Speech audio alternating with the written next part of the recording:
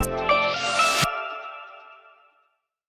love, and welcome back to another video of Antwerp Beauty. All right, you guys, as I mentioned before, I was gonna do videos on in the comments, a comment dive, answering questions from the comments.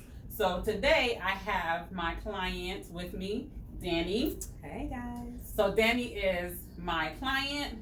She's also a loctician. She's also my friend, and she's also my co-host. Right.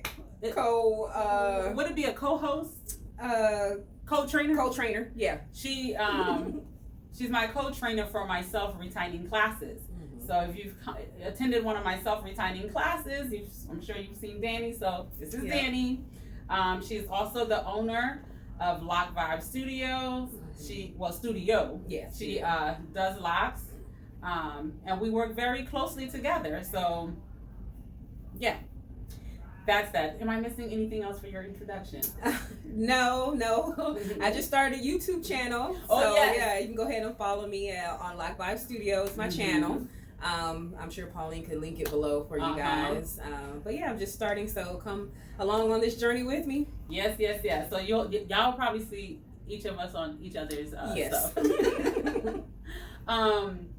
So I decided to do this video with her today because she's a consultation. I can't talk today. Consultant. She's a consultant. She's a loctician. So I thought it would be fitting to have her included in this video so we can share with you guys based on a question the individual asked.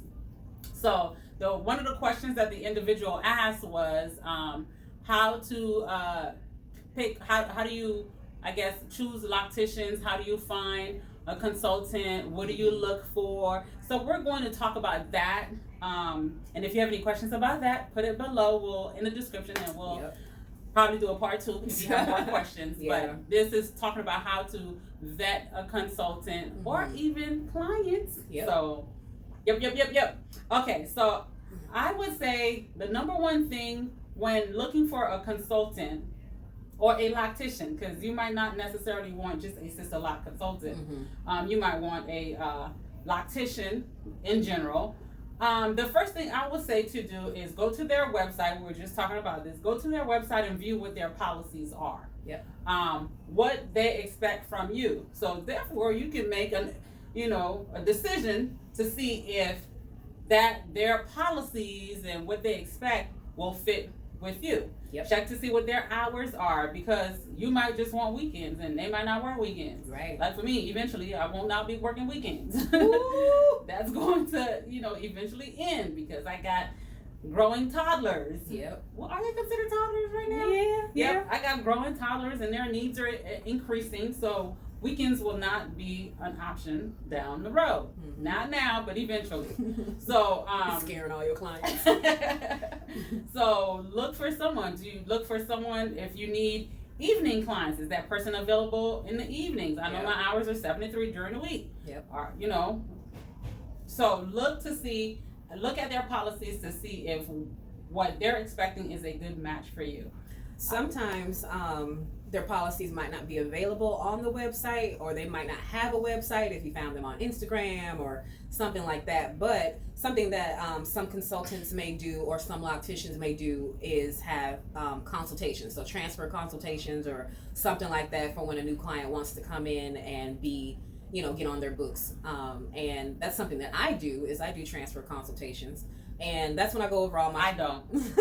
That's when I do all my policies and go over all that stuff with you, my hours, all the things that I expect from my clients. And I let them know, we just talk about all that stuff. I, evaluate your hair, things like that, and just see, through conversation, if it's going to be a good fit for me. And also, you evaluating me to see if I'm going to be a good fit for you.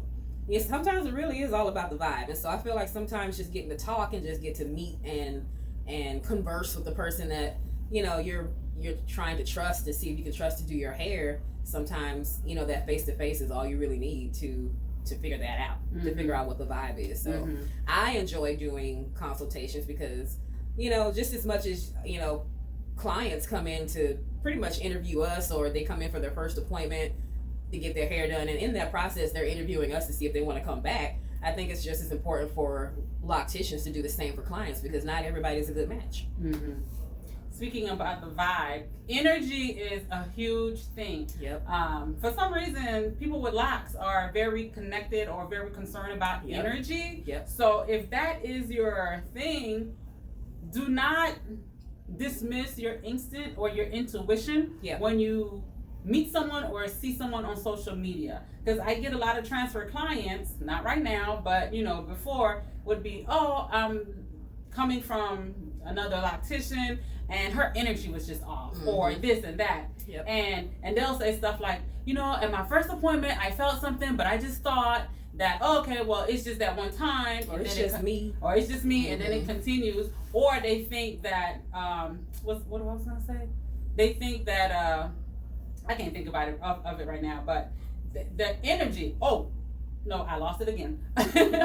Or they think that the energy didn't match. Oh, I got it. They will say, like, I felt that in the beginning, and they will think it's just me, but at the same time they will also say that because they didn't have anyone else. Right. They felt desperate. Because they felt desperate, they just went along with it. And then several retinings later, they find someone else and come to realize that that energy wasn't just off. It wasn't just your intuition. They were also jacking up your head the entire time. That's true. You know what I'm saying? So if energy is important to you, make sure that vibe, like she said, is on point. And just as you as a client can hire or fire a loctician, the loctician can do the same as well. Right. So definitely check the whole energy thing. So you can also visit their social media. Social media, you see how they are on social media, because you can look at someone's social media and can tell whether you want to be in that person's chair or not. You know what I'm saying? True. If I were a client, I'm just very, I'm not gonna say what I would look for, but whatever you would look for, check out the person's personality, check out how they're treating their client in the chair. You're not going to see everything in a video, but some people are just very raw on social media. That's very true. They'll just show everything, and you're like, oh, she doing that? I've seen some people say, yeah, she showed her bald head, and I just thought that was not very, who knows? Right. You just want to make sure, look at their social media, because someone's social media can be very telling. Yes. And when you look at the social media, look for befores and after. Look at their work. Look at what their work looks like when they're installing. Look at what their work looks like when they're maintaining. Yep. A lot of people show an install but don't show maintenance. Right. And they can be two different things, because I feel like installs are always, or should always, look the cleanest, the neatest, the parts are the best, all the things, right? And then come retightenings, all of a sudden it's not as clean, or if your hair grows outside the lock and it needs wrapping and things like that, that's not getting done, so your retightenings aren't looking as fresh as they should be. So it's just a lot of things that, like she was saying, the social media can tell you about what your experience may be like with that loctician. Are you someone who likes to be told every 2 seconds what's being done to your head? If you are that person that want to know every little why, how, what, who, when, where, why, asking all these questions. Who? I don't know how the rest of it goes. But if you're that type of person, when you look at someone's social media, are they educating on social media? Are they, because if they're freely giving information and educating on social media, then when you get in their chair, they won't hesitate to give you information. Right. And they won't hesitate to answer your questions, because some people don't like to be asked questions. That's true. Because it's not that, well, I don't know. Some people don't like to be asked questions because some locticians can feel as if you're questioning their skills. Yes. So, and it could be how you're asking the question. Right. I don't know. Right. But, you want to make sure, if you're that type of person, if they're not educating on their website, they, doing all the social media, they're not doing all this stuff, then, they might not be as freely open with information as you would want. You can also ask, during the consultation, ask them questions. Yep. If they,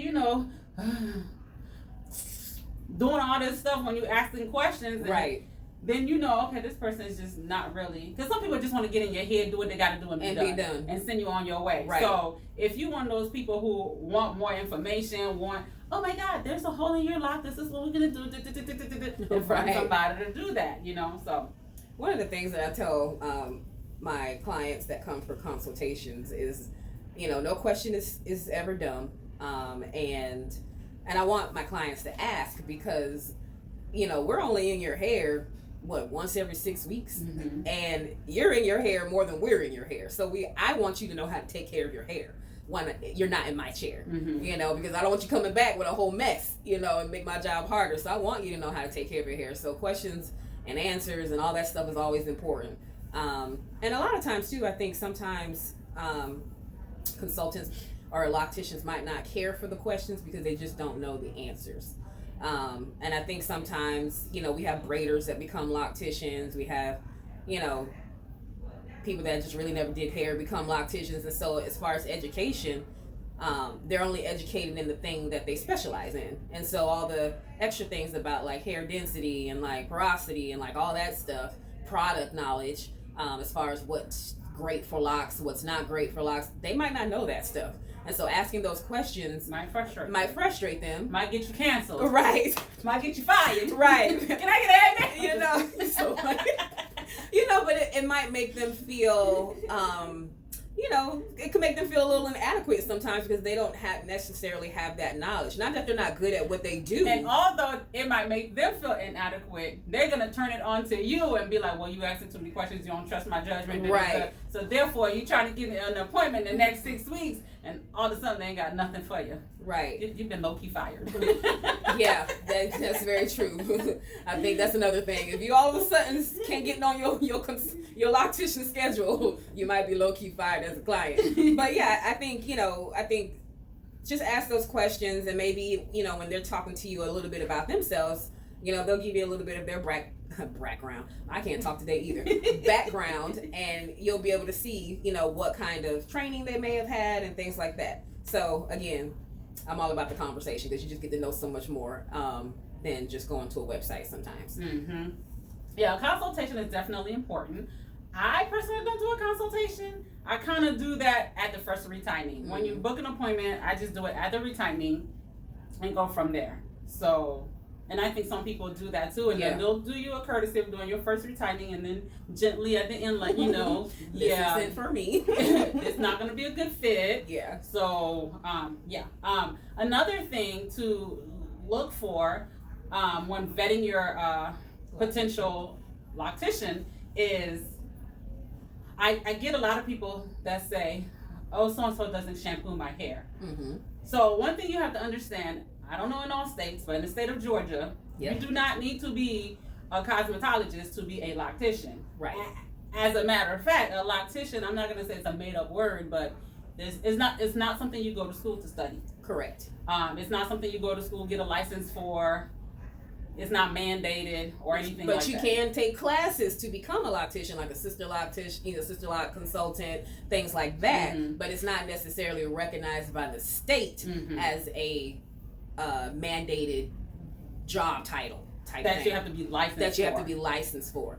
But also, like she was saying, in the state of Georgia, you don't have to be like a braider. You don't have to be licensed for that. A loctician, you don't have to be licensed for that. But if you want your loctician to wash your hair, you have to be a cosmetologist, correct? You have to be a cosmetologist to shampoo hair. And some people are saying, what is just shampoo? Yep. There are products and there are chemicals. Ingredients in the products. And some ingredients are chemicals. Some ingredients, some guys might have allergic reaction to. Some ingredients. So it's just, and of course the health and safety and all this other stuff that the state looks at, right? So although in your mind you're like, it's just a shampoo. Right.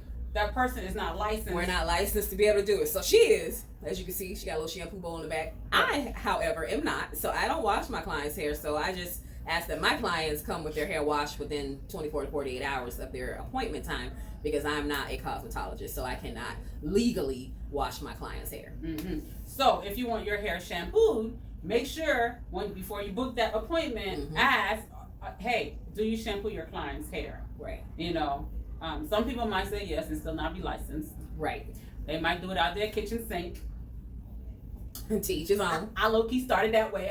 Right. But I only did it for one client. She was more like a friend. And every time I would tell all my clients, that's when I started working from home. I would tell all my clients, come with your hair washed. Yep. And she'd be like, Pauline, now you know I'm not going to wash my hair. I'm like, girl, just wash your hair before your appointment. She's like, we'll get up in this kitchen sink for all hours. Right. She's like, I don't care. But you just going to have to wash my hair because I ain't messing with it. So she came every 2 weeks, get her style, and washing the kitchen sink. Yeah. Whew, child. Yeah, it was a lot. But while I was doing that, I eventually went to cosmetology school and did all that and got my license and started doing it the right way. Don't go snitch on me now. Right. So I do have clients that are like, I don't do nothing to my hair, including wash my hair. And so I send them to Pauline because our shops are literally, 6 minutes, 7 minutes apart from each other. And so my clients will, she'll accept she's not accepting new clients now, y'all. But she will take my clients for a wash. And then literally sometimes they come here for a wash and then literally their appointment with me is right after. Or they'll book with her to wash 2 to 3 days before their appointment and then come see me. So I do have a little workaround for my clients. So if you can, sometimes that might be a little thing. So they send you to another friend or something like that if you want to wash. A professional wash, or if you just don't want to do it yourself. So yeah, so if that is important to you, definitely check with the individual to see if that's a service they provide. Yep. Secondly, I know some people want to be, not secondly, as if we're having talked about a couple of other points. But if you are an individual, if hold on.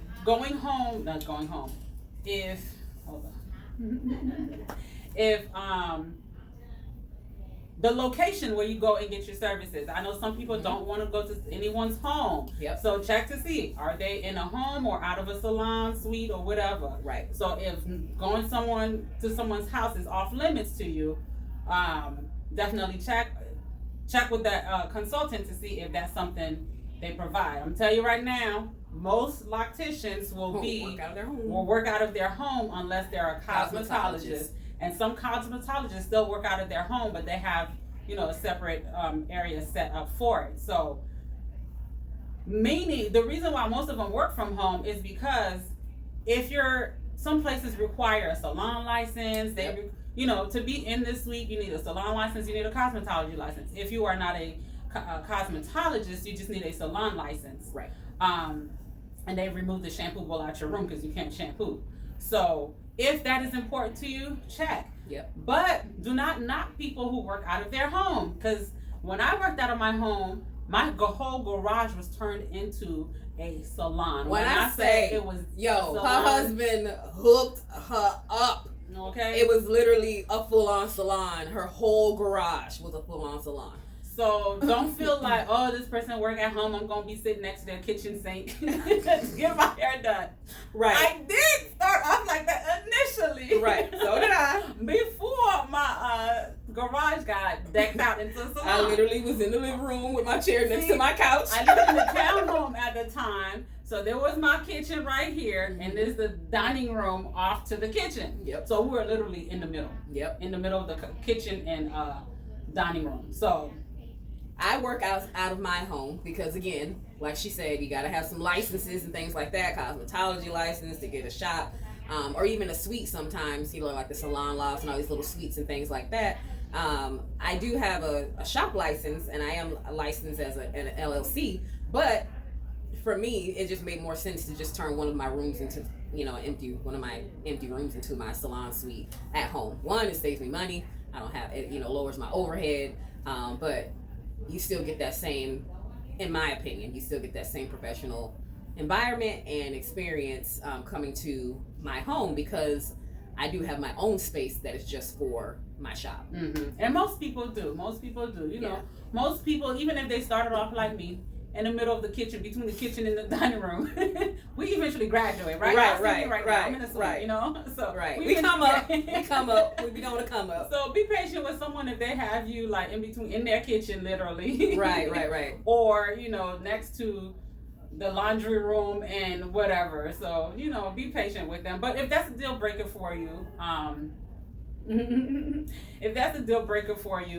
definitely, ask and go from there. Because I've had clients who told me, when I was in my home some folks wouldn't even come. Yeah. And I don't think it's because, oh, you're in your home, but some folks got trust issues, and I don't blame them. Right. I don't blame them because we in crazy times, right? Right. So I don't blame them. But you know, I do know I missed out on some clients because I was at home, and I've had people now that I'm here, they're like, well, yeah, now that you're in the salon suite, I'll come to you because I ain't about to go to nobody's home. Right. I get it. And I've missed out on clients because I don't wash. Mm-hmm. Yeah, because I can't legally wash hair, so I've missed out on clients for that as well. Mm-hmm. So, yeah. So yeah. What else? But outside of just checking their policies, checking their energy to see if it's something for you, you know what. And when it comes to the policies, late fee, if you're gonna be late, cancellations, how all of that stuff work. Right. Like, know all of that stuff, because some of y'all be thinking just because somebody's in their home, right, you do whatever you want to do. Come whenever you want to come. You still got to respect their time, because even if they're in their home, I know when I was in my home, people would text me, oh, now my ETA, I won't be there till 10 o'clock at night. Baby, I stopped doing hair at 7. Right. And you talking about 10 o'clock, I understand, okay, you said you were going to be an hour late, but now 10 o'clock, like, you have to respect people's time, because you would want them to respect your time. Exactly. What else? Let's see. I think that same person asked about color. I don't remember, but I think this one is just about vetting consultants and locticians. And I think those are the main things. Yeah, I think so. I think just, you'll know by the time they do your first retightening, because sometimes the consultation could be great, or their website or their work online can appear to be great because of some filters and things like that. That you get that perfect interview, but then once you get the job, all of a sudden all that perfectness and uppityness that you gave for the interview just go out the window. So all of a sudden the work ain't as clean, or the attitude has changed and things like that. Because people, just like how you do what you got to do to get a job, people will do what they got to do to get a client, especially if they need clients, So I think just after that first retightening, you'll know if this is something that you want to continue to do or whatever. But I also feel like, don't be afraid to say, you know what, I don't feel like this is working for me, because I know I ain't got that problem. To say, I don't feel like this is working for me, with the client. So don't feel, don't be afraid just because you said, oh man, I already said I was going to do it, or I already said that she can do my hair, that I'm going to continue with it. After the first retightening, I feel like you'll have a pretty good sense of if you want to stay or not. So I think just go from there. Yeah, because that's some people, you don't know how heavy their hand will be in your head, looking at them on social media. That's true. You don't know that some people walking out with their eyes snatched, looking snatched back here after the first appointment. Because it'd be too tight. You didn't know that looking at social media. True. But after the first appointment, you see how many breaks they take. You see whether they're on their phones or not. You see whether they eating on your head. You see all of that. If that's who they are, right? They'll come out. If it'll come out between first and third appointment, they'll come out. So, and you got to be careful with that stuff sometimes, because especially now that a lot of clients a lot of locticians are charging by the hour. Just making sure that during the time that they're charging you to be in your head, they actually in your head and working. Not saying that they couldn't stop to use the bathroom or check a text message or something like that, but like if they constantly stopping, walking away, or talking to other people or whatever, but you're still getting charged for the full time, then that might be a problem. So just take all that stuff in consideration, but that's also stuff that you won't know until after they're in your head. And just research. Do your research. And I will say, don't sleep on the locticians that don't have a lot of followers, or that are just starting out and things like that, because sometimes just because someone has a lot of followers or they're popular or whatever doesn't mean they do the best work. So and I know you're like, how? Because so many people follow them, or they have so many clients or things like that. There are people who are on just a smaller level as far as popularity and social media presence that do amazing work. So I will say, don't fall into the trap of being like, oh, this person is super popular on Facebook and Instagram, or this person is super popular on YouTube, let me go to them. And don't do your research and sleep on someone who's not as popular or doesn't have such a huge following, and then all of a sudden you're like not happy with the work that's getting done. Or you go to this other person and you're like, wow, you know what, if such and such didn't shout you out on their page, or if I didn't follow this person, I would have known about you or whatever, and then you end up having a great experience. So just don't fall into the trap of popularity, and don't sleep on the smaller clients or people that are just starting out, because their work could be amazing, just as, you know, someone who's been doing it for a long time, or it's just really popular on social media.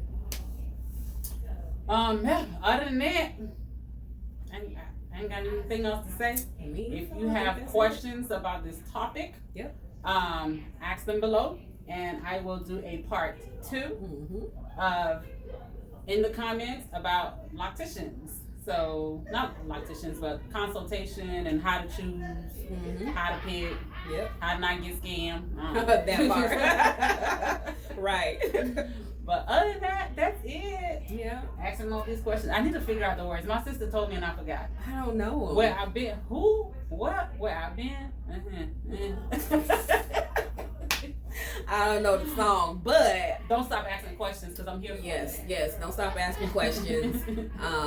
And don't forget to, if you're new to Pauline's channel, to like, subscribe, follow, share with your friends, and all the things. Okay? Yeah, I got a goal. Yeah, tell them. I was about to say, tell them about your goal. My goal is to hit 20,000 followers by the end, December 3rd, midnight. Well, yeah, December 31st. Midnight, December 31st, 2022. Yep. Please help me reach that goal.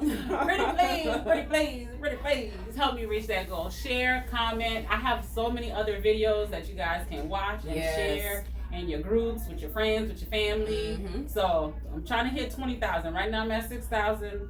I'm trying to hit 20,000. By the time this video posts, I don't know what I'm going to be right now. Right. Because I do try to record in advance. But please help me get the 20,000 by December 31st. Yes. 2022. Yes.